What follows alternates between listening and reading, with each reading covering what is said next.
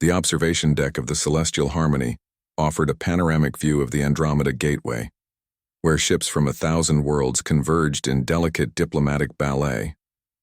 Harry Chen stood at the viewport, his weathered hands clasped behind his back, watching the draconic vessels of the Shartai Empire glide past like living sculptures of liquid metal. He had served as Earth's ambassador to the Dragon Court for 15 years, long enough to understand that humanity's survival depended not on weapons or cunning, but on something the galaxy found peculiarly human: the capacity for genuine friendship across impossible divides. The door hissed open behind him. Harry turned to find Maya, the Dragon Emperor's youngest daughter, standing in the entrance. But this wasn't the composed princess who usually graced the diplomatic chambers with her presence. Her silver scales, normally luminescent with calm authority, flickered with agitated crimson patterns.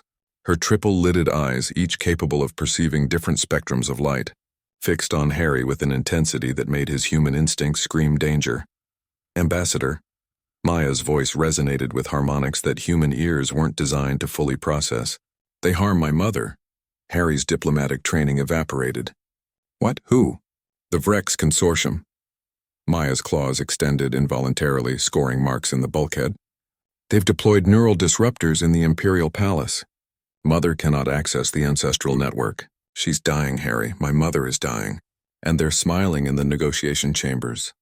For 3 seconds, Harry's mind raced through protocols, regulations, and the 17 different ways this could trigger an intergalactic incident.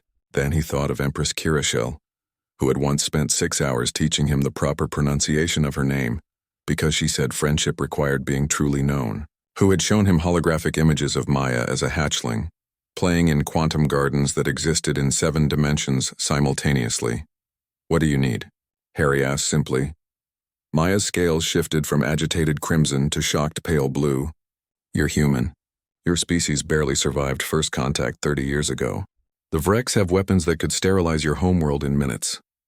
You should be calculating diplomatic distance, preserving Earth's neutrality. What do you need?" A sound emerged from Maya's throat that the translator struggled to process, something between a laugh and a battle cry. "I need someone insane enough to help me break every diplomatic protocol in the known galaxy.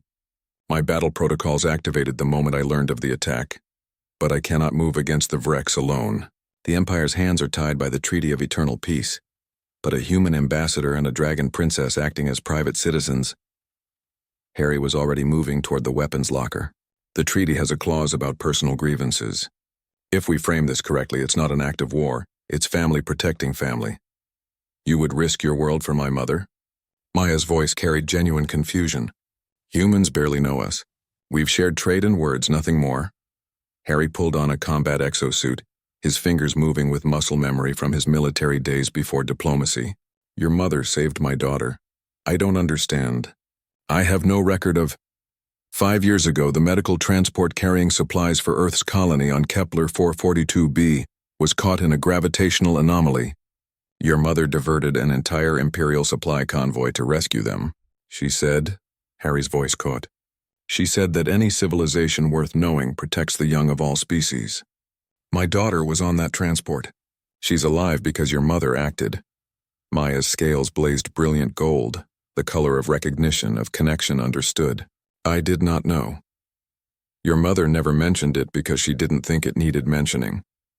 Harry locked the last piece of armor into place. That's what family does. The translator chip in Maya's neural interface suddenly glowed as she activated communication arrays across 17 dimensions simultaneously. Her battle protocols, dormant since her academy days, roared to full activation. Data streamed across her consciousness: Vrex positions, security weaknesses, optimal strike vectors. But Harry was already doing something that no strategic computer in the Dragon Empire had calculated as possible. He was calling in favors, human favors. Within minutes, the observation deck filled with an impossible coalition. Captain Rodriguez of the Earth Defense Force, who owed Harry for negotiating his release from a Vrex prison. Dr. Yuki Tanaka, whose xenobiological research Maya had once defended against corporate espionage. Commander Okoye, who had fought beside Harry in the colony wars and who believed that honor transcended species. 15 humans total. against a Vrex installation protected by quantum shields and automated defense grids designed to repel armadas. Maya looked at this gathering of soft-skinned, short-lived beings who barely registered as threats on tactical scanners. Humans whose empire consisted of 12 planets and whose military technology lagged centuries behind the great powers, who had survived first contact with the galaxy not through strength, but through an absolutely insane refusal to abandon what they cared about.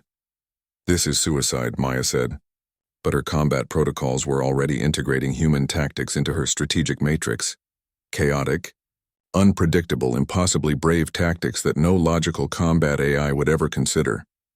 Harry smiled, and Maya recognized it as the same expression her mother had described when telling stories of early human encounters. Princess, your people have mastered quantum mechanics and dimensional folding. But humanity? We've perfected the art of being too stubborn to quit. The Vrex are about to learn what happens when you threaten a human's family. Maya's scales blazed with battle-ready crimson shot through with golden determination, her claws extended fully, molecular-edged weapons capable of cutting through starship hulls. Around her, 15 humans checked weapons that were primitive by galactic standards, but wielded by people who had learned to punch above their weight class through sheer audacity. They harm my mother, Maya repeated, but this time her voice carried harmonics of certainty rather than desperation. They should have researched human behavioral patterns first. Too late now, Harry said, magnetizing his boots to the deck as the ship began its attack approach. Let's go remind the galaxy why you don't mess with family, especially when humans are involved. The Celestial Harmony dropped out of diplomatic crews and activated military drives that shouldn't have existed on a civilian vessel. Behind them, 3 Dragon Empire scout ships followed, officially to observe, unofficially to provide support if the impossible actually worked. In the Imperial Palace, Empress Kirishel felt the neural disruptor's grip weaken just slightly. Through the pain, she smiled. Her daughter had found allies. Insane, wonderful, perfectly human allies. The Vrex Consortium was about to learn humanity's most important lesson. We remember who saves our children, and we never ever abandon family, and